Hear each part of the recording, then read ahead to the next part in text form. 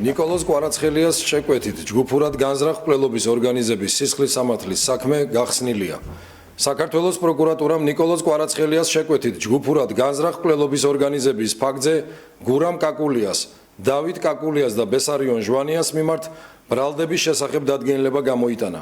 შინაგან საქმეთა სამინისტროში ჩატარებული გამოძიების შედეგით დადგინდა, რომ ძმებმა გურამ და დავით კაკულიებმა ეგრეთ წოდებული კანონიერი ქურდის გია კვარაცხელიაზე შურისძიების და კრიმინალურ სამყაროში მათი ავტორიტეტის გამყარების მიზნით ამ უკანასკნელის შვილის ნიკოლოზ კვარაცხელიას შეკვეთით მკვლელობა განიზრახეს.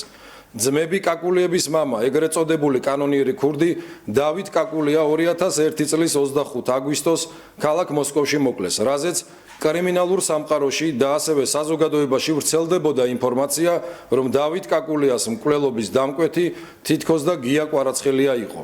გურამ და დავით კაკულიებმა ნიკოლოზ კვარაცხელიას შეკვეთით მკვლელობის განზრახვა მათ მეგობარს ბესარიონ ჟვანიას გაანდეს და შეთანხმდნენ მოეხდინათ ნიკოლოზ კვარაცხელიას მკვლელობის ორგანიზება.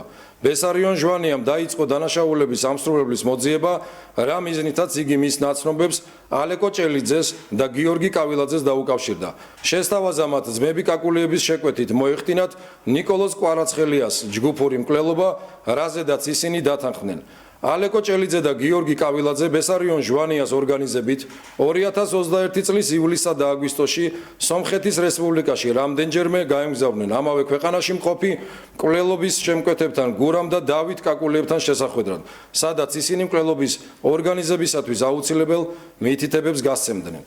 განზრახ მკვლელობის ორგანიზების და ხელმძღვანელობის გამარტივების მიზნით დავით და გურამ კაკულიებმა 2021 წლის სექტემბრის დასაწყისში უკანონოდ გადმოკვეთეს საქართველოს სახელმწიფო საზღვარი, რაც ცნობილი იყო ბესარიონ ჟვანიასათვის, რომელმაც ისინი ილია ჭავჭავაძის გამზირი ნომერ 77-ში მდებარე მისივე ოჯახის საკუთრებაში არსებულ სახლში დააბინავა. აღნიშნულ საცხოვრებელ სახლში სისტემატურად მიდიოდნენ ალეკო ჭელიძე და გიორგი კავილაძე. მათ ძმებმა კაკულიებმა დანაშაულებრივი მოქმედების დროს მათთან კომუნიკაციისათვის განკუთვნილი რედმის მოდილის მობილური ტელეფონი გადასცეს. ალეკო ჭელიძემ და გიორგი კავილაძემ თავის მხრივ მათ საწინააღმდეგოდ შეიძინეს დანაშაულის ჩასადენად განკუთვნილი ცეცხლსასროლი იარაღი და ვაზნები. ასევე დაადგინეს ნიკოლოზ კვარაცხელიას საცხოვრებელი სახლის მისამართი და ყოველდღიური თვალთვალით სწავლობდნენ მისი გადაადგილების დეტალებს. 2021 წლის 14 სექტემბერს გიორგი კავილაძემ და ალეკო ჭელიძემ იქირავეს Hyundai Elantra მარკის ავტომობილი და დანაშაულის ჩასადენად მოემზადნენ. 2021 წლის 15 სექტემბერს დაახლოებით 16 საათსა და 20 წუთზე გიორგი კავილაძე და ალეკო ჭელიძე დაქირავებული Hyundai Elantra მარკის ავტომობილით მივიდნენ თბილისში ანჯაფარიძის ქუჩის მიმდებარე ტერიტორიაზე და პირად საქმეზე მყოფ ნიკოლოზ კვარაცხელიას ჩაუსაფრდნენ. შემთხვევის ადგილზე ალეკო ჭელიძემ ცეცხლსასროლი იარაღიდან რამდენჯერმე ესროლა ნიკოლოზ კვარაცხელიას. ნიკოლოზ კვარაცხელია თავდასხმელისაგან თავის დაღწევის მიზნით გაქცევას შეეცადა, თუმცა ალეკო ჭელიძე დაედევნა მას და კვლავ განაგრძო მისი მიმართულებით სროლა, რითაც სიცოცხლისათვის სახიფათო ჯანმრთელობის მძიმე დაზიანებები მიაყენა. სროლის დასრულების შემდეგ ალეკო ჭელიძე და გიორგი კავილაძე შემთხვევის ადგილიდან მიიმალნენ ამ უკანასკნელის მართვის ქვეშ მყოფი ავტომობილით.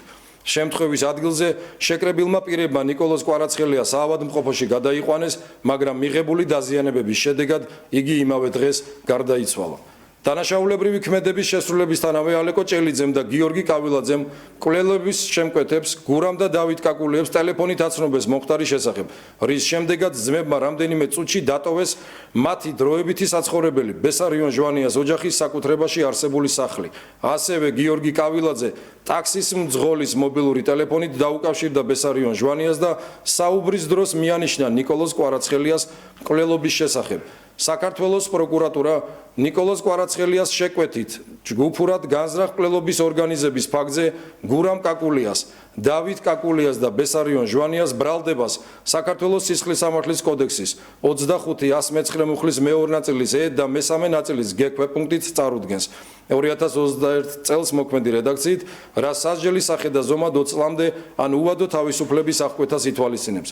როგორც საზოგადოებისათვის ცნობილია, ალეკო ჭელიძე და გიორგი კავილაძე ნიკოლოზ კვარაცხელიას ჯგუფურად განზრახ მკვლელობის ჯგუფურად წესასროლი იარაღისა და საბრძოლო მასალის მართლსაწინააღმდეგო შეძენა შენახვისა და ტარების ფაქტებზე მსჯავრდებულები არიან და სასჯელის სახე და ზომად შეფარდებული აქვთ 17 და 16 წლით თავისუფლების აღკვეთა.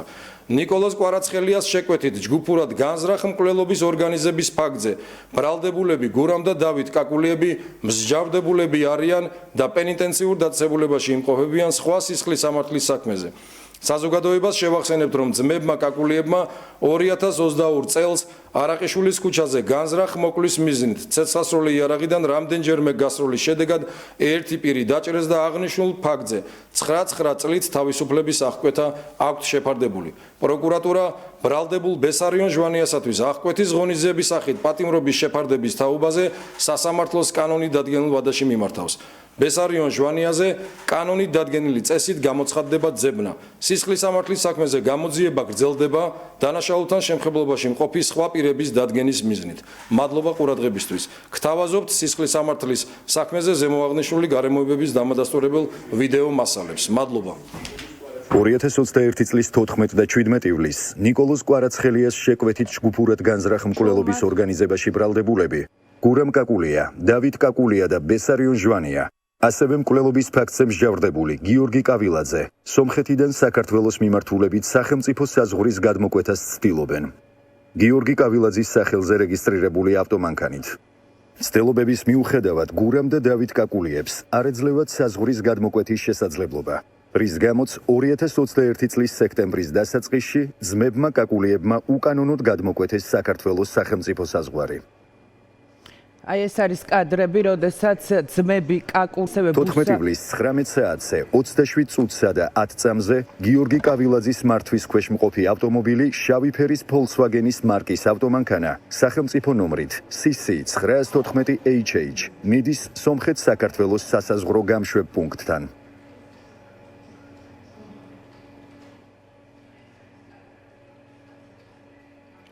Ai ეს არის კადრები, როდესაც ძმები კაკულიები ხვდებიან უკვე აკო ჭელიძეს, კავილაძეს, ასევე საქართველოს ყოფილი პრემიერ-მინისტრის ზურა ჟვანიას შვილს სომხეთის საზღვართან, როგორც პროკურატურა ამბობს, 17 ივლისის კადრებია ეს და ამ დღეს ძმებმა კაკულიებმა, რომლებიც მკვლელობის დამკვეთებად სახელდებიან, ოფიციალურად საზღვრის გადმოკვეთა ვერ შეძლეს. დავით და გურამ კაკულიებს საბაჟო გამშვები პუნქტის შენობაში ხვდება ბესარიონ ჟვანია.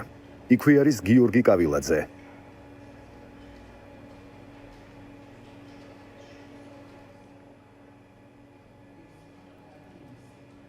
ისინი ესალმებიან ერთმანეთს, პრინციპში ბუსაჟვანია ჩვენებაშიც ადასტურებდა 2022 წელს, რომ ის იცნობდა კაკულიებს და შეხვდა. ძმები კაკულიები ვერ კვეთენ საზღვარს. 20 საათზე 19 წუთსა და 07 წამზე გამოდიან სასაზღვრო გამშვები პუნქტის შენობიდან და ბრუნდებიან სომხეთის მიმართულებით.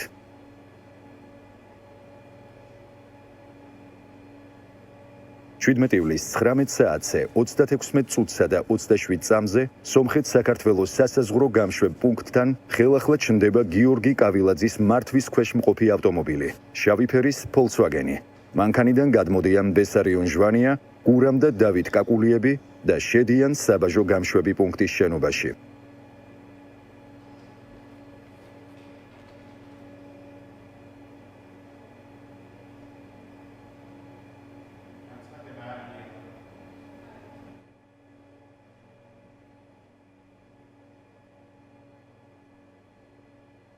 საათზე 30 წუთსა და 16 წამზე გურამ და დავით კაკულიები გამოდიან შენობიდან და ბრუნდებიან სომხეთის მიმართულებით, რადგან ისევ ვერ მოახერხეს სახელმწიფო საზღვრის გადაკვეთა.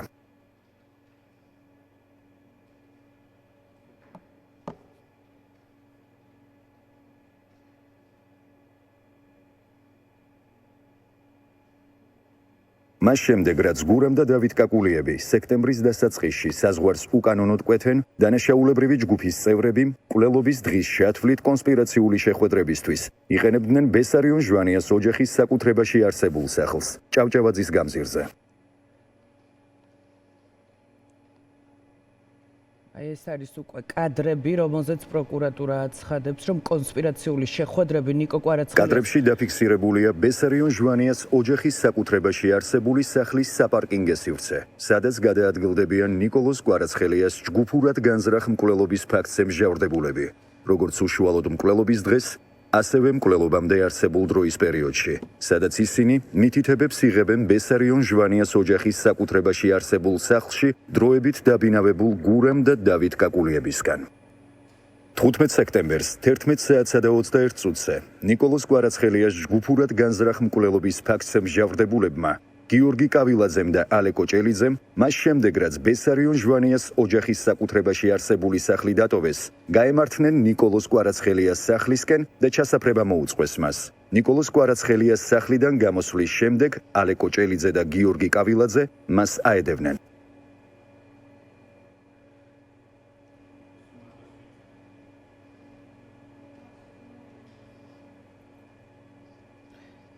ეს არის უკვე უშუალოდ მკვლელობის მომენტი ანჯაფარიძის ქუჩაზე, როდესაც ნიკო კვარაცხელია მივიდა, მასთან კურიერმა მოიტანა სათვალე და სწორედ ამ დროს უსაფრდებიან მკვლელობაში ბრალდებული აკოჭელიძე და გიორგი კავილაძე. მან გამოართვა კურიერს ამანათი გზავნილი და იქვე თქვენ კადრში ხედავთ ავტომობილს, სადაც მკვლელობაში ბრალდებულები სხედან და ელოდებიან შესაბამის მომენტს, რომ გასროლა განახორციელონ. იცით, რომ ნიკო კვარაცხელია ქართული სოციალური პირველი სოციალური ქსელის დამფუძნებელი 10 გასროლით სასიკვდილოდ დაჭრეს მკვლელობაში ბრალდებულებმა და ახლა ირკვევა, რომ ისინი კონსპირაციულ შეხვედრებს მანამდე მართავდნენ პრემიერ-მინისტრის ზურა ჟვანიას სახლში და აი ამ მომენტში უკვე რამდენიმე წამში იქნება უკვე გასროლა. ეს კადრები ჩვენ საჯაროდ ვნახეთ 2022 წლის 15 სექტემბერს მკვლელობაში ბრალდებულები აჩერებენ ახლა ავტომობილს და რამდენიმე წამში უკვე იქნება გასროლა. სხვათა შორის საინტერესოა, რომ ბუსა ჟვანია, რომელიც ახლა შეკვეთილი მკვლელობის ორგანიზებაშია ბრალდებული და უვადო მუხლით მასზე ძებნა გამოაცხადა საქართველოს პროკურატურამ, გამოძიებას გამოკითხული ყავს მკვლელობიდან მალევე დადასტურებული ფაქტი იყო მაშინ, რომ მაშინის ძმებ კაკულიებს შეხვდა სომხეთის საზღვარზე, თუმცა ის ჩვენებაში ამბობდა, რომ ეს იყო უბრალო მეგობრული შეხვედრა. ასევე აკოჭელიძე და გიორგი კავილაძეც ძმებ კაკულიებთან კავშირს მკვლელობის საქმეზე რა თქმა უნდა გამორიცხავდნენ. 5 წლის განმავლობაში ოჯახი ითხოვდა ამ მკვლელობის გახსნას და დამკვეთების დადგენას. აი აკოჭელიძე უახლოვდება უკვე ნიკო კვარაცხელიას.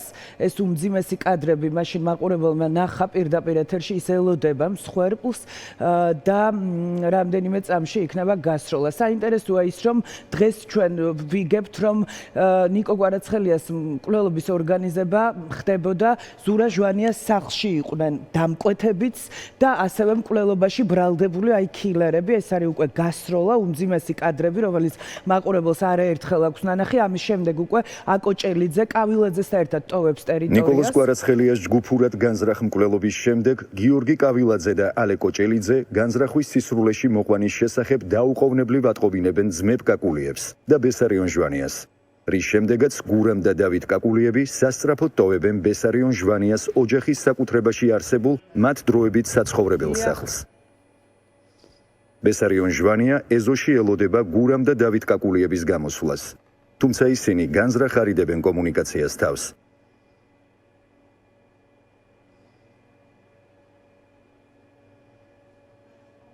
აი თქვენ ხედავთ კადრში ძმებ კაკულიებს, რომლებსაც სხვა შორის ამ წლების განმავლობაში ისინი დაკავებულები არიან სხვა საქმეზე, მაგრამ ეს ბრალდება მათ ვერ დაუდასტურებს. ბესარიონ ჟვანია ადის მისი ოჯახის საკუთრებაში არსებულ საცხოვრებელ სახლში და იშორებს კაკულიების ამავე სახლში ყოფნის დამადასტურებელ მტკიცებულებებს. ანუ ნაგვის ურნას ხედავთ თქვენ კადრში, ეს არის ბესარიონ ჟვანიას ავტომობილი, კადრში ჩანს ის და ის ნივთებს იშორებს, როგორც ჩანს, როგორც პროკურატურა გვეუბნება, კადრში ხედავთ ბესარიონ ჟვანიას. ნიკოლოზ კვარაცხელიას მკვლელობის შემდეგ გიორგი კავილაძე და ალე კოჭელიძე თავიდან იშორებენ მკვლელობის ჩადენაში მათ მამხილებელ მტკიცებულებას, მობილურ ტელეფონს, სადაც ინახება ინფორმაცია დანაშაულთან დაკავშირებით. ძმებ კაკულიევთან კომუნიკაციის შესახებ. ყურადსაღებია, რომ გადაგდებულ ტელეფონში აღმოჩნდა გურამ კაკულიას ფოტოები და აუდიო ჩანაწერი, რაც ადასტურებს ტელეფონის კაკულიების მიერფლობას, რომელიც მათ ალეკო ჭელიძესა და გიორგი კავილაძეს ნიკოლოზ კვარაცხელიას მკვლელობის ორგანიზების პროცესში კომუნიკაციის მიზნით გადასცეს.